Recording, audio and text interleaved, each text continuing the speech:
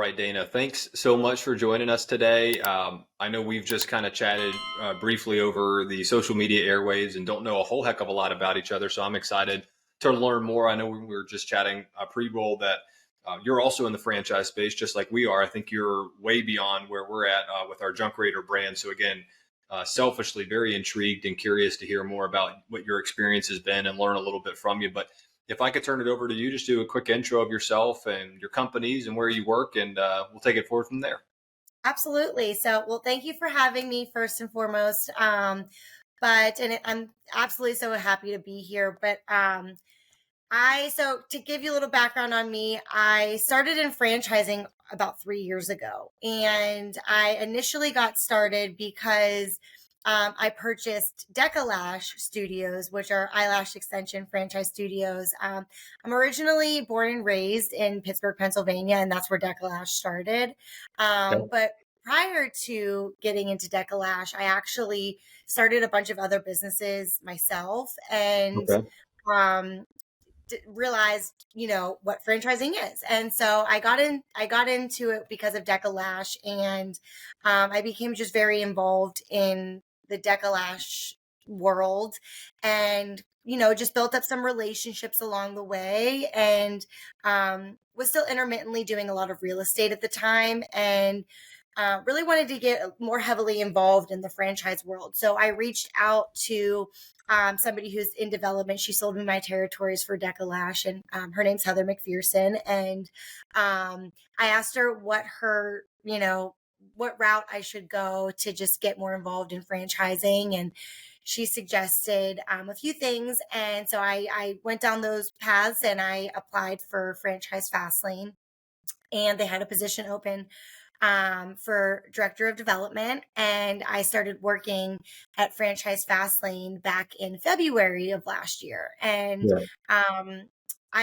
as soon as I started with FastLane, at the same time, the brand Tippi Toes was also launching with Franchise FastLane. And it was the perfect fit for us. I will say that the moment I met the founder and co-owner of Tippi Toes, it was just instant. It just felt like we knew each other forever. And so it was a perfect fit. And so I started onboarding with Tippi Toes and going through the whole development process with candidates of Tippi Toes, and fell in love with the brand over time. And I actually ended up buying my own territory of Tippi Toes. Yeah. So I now own a territory in Pittsburgh, Pennsylvania, like the southwest area of Pittsburgh, Pennsylvania, and I'm loving it. I started about 2 months ago with that, and it just gives me an additional insight into the brand from an additional perspective. And I still have my Decalash studios, and now it's kind of like once you get into franchising, it feels impossible to get out. You just fall in love with it. So that's where I am. I kind of split my time now between Pittsburgh because of everything I have going on here. But personally, because of Florida, I love the Florida area, and that's really where I enjoy being. But from a work perspective, it's just easier for me to spend more time in Pittsburgh. So Gotcha. Well, I appreciate that intro. That's a lot. that's a full life if we can sum it up. So just so I'm clear, and really probably just talking about your day to day would help give some clarity here. Really, you've got Decalash, you've got Tippi Toes, and you've got what you do at Franchise FastLane. Is that all accurate? So you're a franchise owner in Decalash and Tippi Toes, and then you work on the Fran Dev side with FastLane. You identify candidates, take them through like a vetting process, and ultimately get them placed with the brands that Franchise FastLane represents. Is that accurate? Yep, that is correct. Okay. So what attracted you? Well, I guess back up. I had a question earlier about Decalash. Like, how did you learn about Decalash? Did you have that through a friend, family, and you learned about it that way, or how did you stumble upon that? Decalash was it is a very just like a household name in Pittsburgh. It started in Pittsburgh, so it's just there's a lot of Pittsburgh locations, and so I mean I've had my lashes done there before, and somebody, actually my sister, brought it to my attention that, that opportunity is available. And so we both started looking at the opportunity. And I've always been kind of more of like the entrepreneurial one of the Yeah. two of us. And well, actually, I should say the three of us because I have a brother too, but don't want to forget about him. Yeah. Don't forget about but the kid. but I started exploring that option and realized that the Pittsburgh market was kind of, just swallowed up. And so I started looking into nearby markets, and I started looking at Ohio. So I ended up purchasing in Canton and Akron, Ohio. Okay. And talk to the audience a little bit about Tippi Toes. What does Tippi Toes do exactly? So Tippi Toes, it's a completely different business model.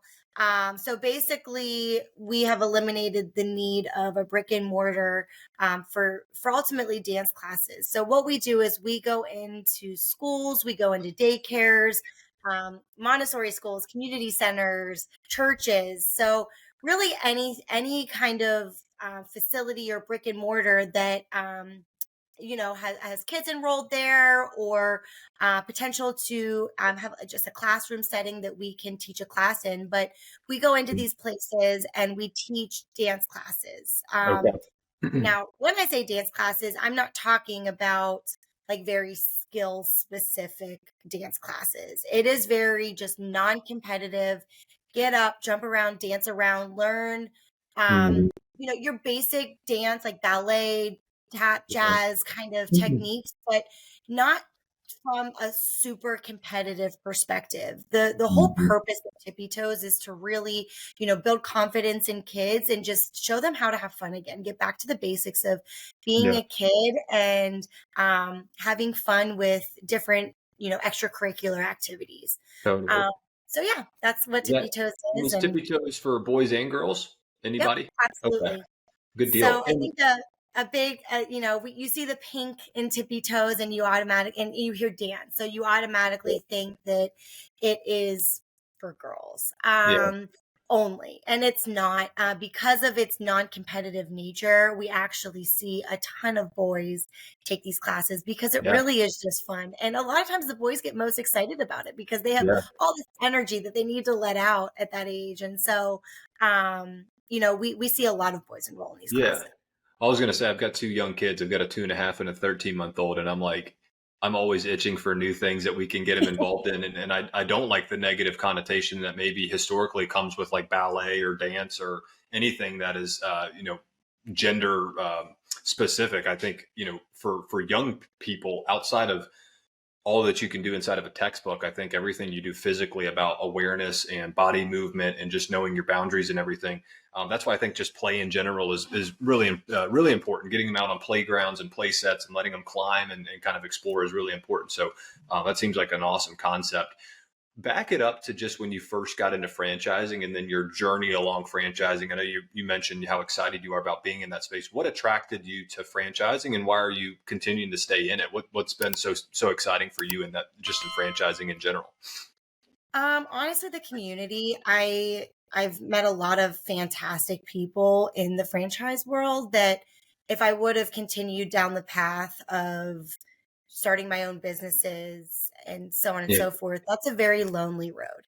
Yeah. It can be a very lonely road, as I'm sure you know. Yeah. And um, just the relationships that I've been able to build and the people that I've been able to meet, and the support that's there is, for me, just it's fantastic. I Yeah. love that you don't feel like you're just in this by yourself and all of your problems are your problems only. Mhm. So there's always people there to help. There's always people there to bounce ideas off of. And it's just it's that community. It's just Yeah. having those relationships that are so important for me. I think that's amazing, and I couldn't agree more. I guess as I've gotten older and I've gone through experiences, I've understood the importance of community in general, even outside of franchising. But so when just hearing that, it makes a lot of sense. And obviously, here at Junk Raider, we're just on the ground level of trying to get our franchise concept off of it.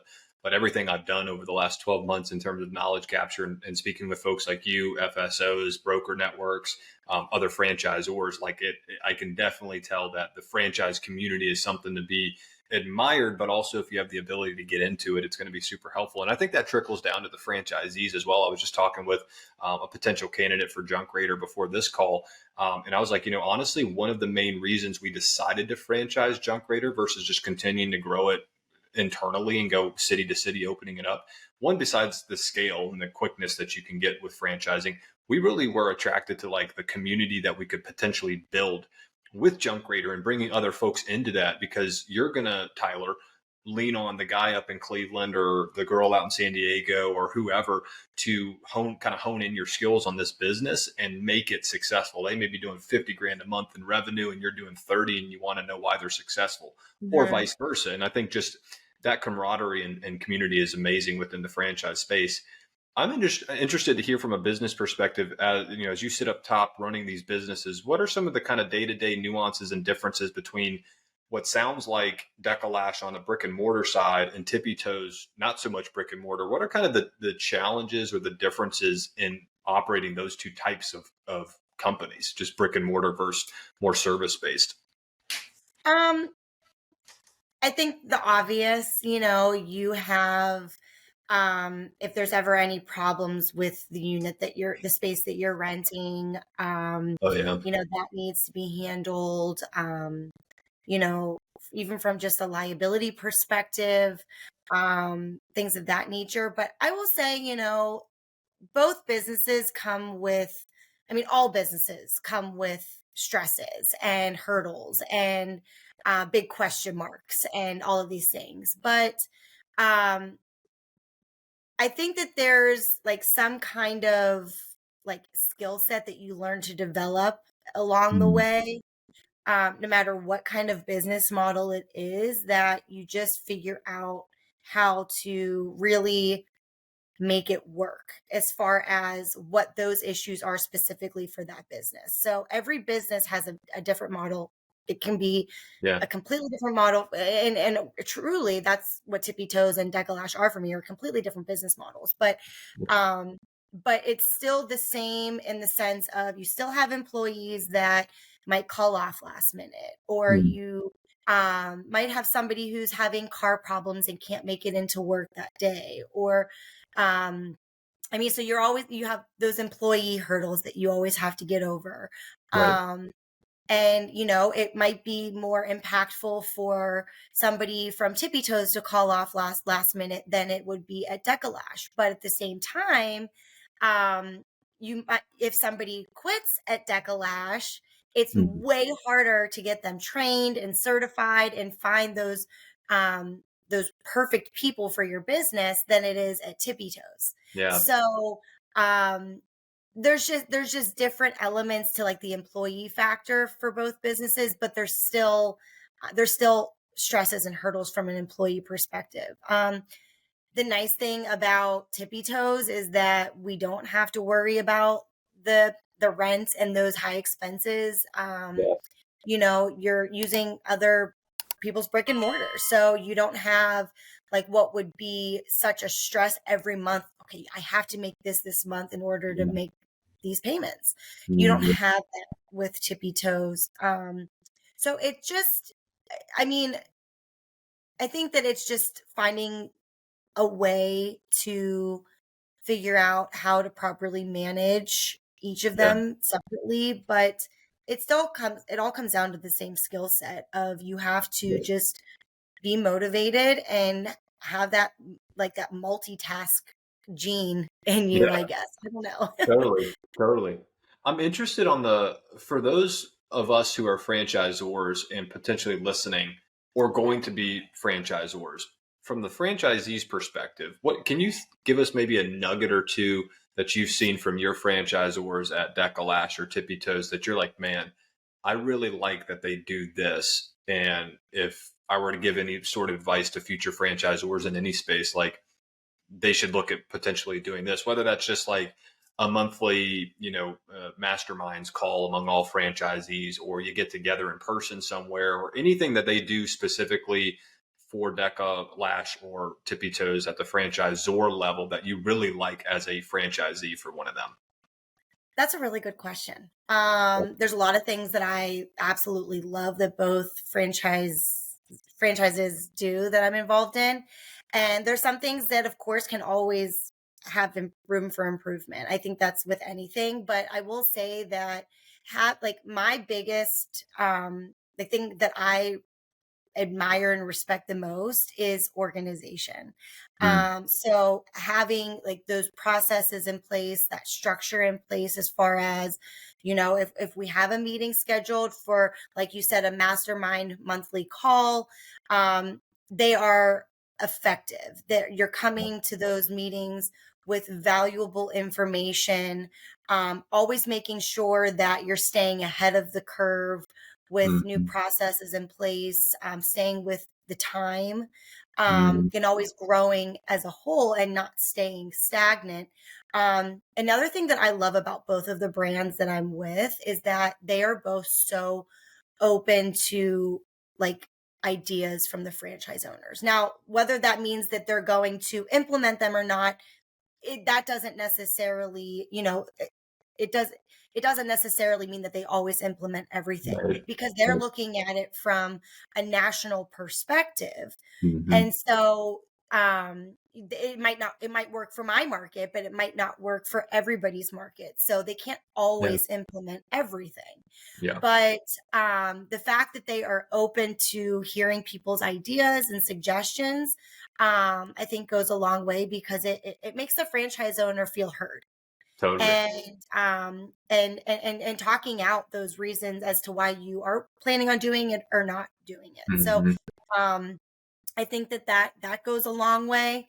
But I would honestly say that just having like processes in an organized fashion from the very beginning is so impactful. What's the best way for the franchise owner to communicate with the corporate team most effectively and efficiently? Because I'm sure that the Yeah, corporate team is getting bombarded with emails left and mm, right from different franchise owners, especially if you're growing quickly. yeah. So to have those processes in place to effectively handle communication and processes, I think it will go such a long way. I think you're touching on something that across organizations is such a major issue. It doesn't matter if it's a franchisee speaking about a franchisor in the franchise system or if it's corporate America. I've been in technology sales as a W-2 guy for a while. And I can tell you that what you're talking about in terms of just opening that line of communication between, top level management down to the employees who are in it day to day, that's one thing, and you absolutely have to check that box. But if that line of communication is just all that is a line of communication, but there's never any action behind it or organization of all of it coming into some sort of central organization, then it's a complete waste of time for everybody, the employee as well as mid-level managers and VPs and C-suite, or in this case the franchisor. So I couldn't agree with you more there. That's a great point. On the sales and branding side with your companies, where do you guys choose to really focus your time and effort? Are you big into online digital world, like we're on social media, we do this and that and kind of get our brand awareness out that way? Do you do a lot of like kind of old school outbound sales strategies, cold calling, emailing to obtain new clients? What's kind of the branding and how you guys attract new clients at each of those? Obviously, brick and mortar is going to be different, right? You got a lot of foot traffic and just awareness that way, but kind of talk a little bit about from the sales perspective with both of your brands, how you attract new clients. Yeah, I mean, again, like you said, both brands are very different when it comes to marketing strategies and branding and sales strategies. Um, Decalash definitely focuses a lot on like Google ads, social media marketing, Yeah. paid advertising through social media avenues. That is where a lot of our marketing dollars go for Decalash. For Tippy Toes, it's different for this simple fact that, like with Decalash, you're trying to get people to come to you. Yeah. Okay. Whereas with Tippy Toes, we already are where our customer base is. Mm, So what we're doing is we're going and we're meeting with school directors, daycare directors, and they're either giving us a green flag or a red flag to operate in their facility. And 9 times out of 10, they're giving us a green flag. So, and if it's not 10 out of 10, it's because they're just not ready yet. And eventually they do become a yes. Yeah. So, with that, since we're there, it's at that point you're in the door. You're right in front of your market. Yeah. And so at that point, you're putting, flyers into kids' cubbies to go home with them at the end of the day, or sending out email blasts, or standing at pick up and drop off to just talk to the parents and educate them on who we are and what we do, and let them meet let them meet us so that they Yeah. feel comfortable enrolling their kids in the class. So you're not necessarily having to spend a ton of marketing dollars on with Tippy Toes, because it's a lot of just grassroots, going and building those relationships, and eventually it just kind of snowball effects, and the ball gets rolling, and then eventually people are starting to call you. So Yeah. um so it's just very different marketing techniques. I would say I definitely put more marketing dollars towards Decalash than Tippy Yeah, Toes. that makes sense. Well, we'll end it with this, Dana. So I like to ask folks if you could go back to your younger self, whenever that was, 5 years ago, when you first bought your first franchise, or when you're first getting out of school, and tell your younger self anything, or hey, suggest you focus here. Anything come to mind with like, here, I would love to have done this differently because it would have a major impact on me now. Anything like that? This might not be something that like your average person would say, but I would say honestly to just trust myself more and not feel like I have to rely on other people so much, as far as like going into business and things of that Yeah. nature. I started, like I said, I started a lot of businesses myself that were not franchises, and I will tell you that I should have trusted that I can do things myself without having to, like, it's like, oh, do you want to do this together, kind of a thing, and feeling not confident in my ability to start my own business. But I will say that I'm also grateful for those lessons, because I now do have the confidence, and I Yeah. do have the experience of starting businesses, failing with some of them, and being successful with some of them. So now I have the confidence to be able to do what I need myself. Mm.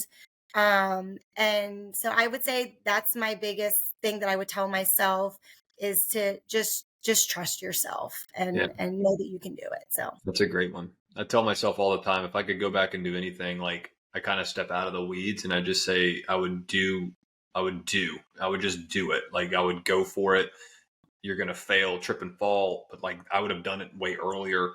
It being start a business way earlier, because I think too many folks, and there's a lot of context obviously to that. Some folks may not be able to do it, may be tied down at a job that literally pays the bills paycheck to paycheck, and it's tough just to go 2 feet in on something new. I totally get it, but like that would be my that's always my thing when someone asks me that, is well, I would have started just I would just started sooner. So I'm in line with you there, but I appreciate you jumping on, Dana. It was great to get to know you a little bit. Hopefully the audience gets some good value out of this. If there's if you want to be found and you want them to find you with Tippi Toes, Decalash, Franchise FastLane, what's a good way for folks to reach out to you? sure. So I am, I think it's just Dana DeMarino on LinkedIn, and then it's Dana_DeMarino on Instagram, and I think it's just Dana DeMarino on Facebook. So Everywhere. I think you can just find Dana DeMarino on all of them. So, Great. but yeah, so you can find me there, and if and if anybody's ever interested in learning more about the Tippy Toes business, we always take leads at Tippy Toes leads at franchisefastlane.com. So Awesome. Yeah, we'll definitely link that. And as a consumer, I'll likely be looking into it just for my own family and my kids. So, but again, yeah, appreciate it's the time. low investment, initial investment, and low expenses. There you go. Are you guys in Charlotte, North Carolina by chance? Do you have a franchisee here? We do, yes, yes, yes, but Okay. there's still territory available in the area. So That's great. I'm gonna look for them and get my kids out to their classes. So awesome. Well, awesome. Dana, thanks so much for joining us. This was great, and I'm sure we'll be chatting soon. Thank you. You too. Nice meeting you. Nice to meet you.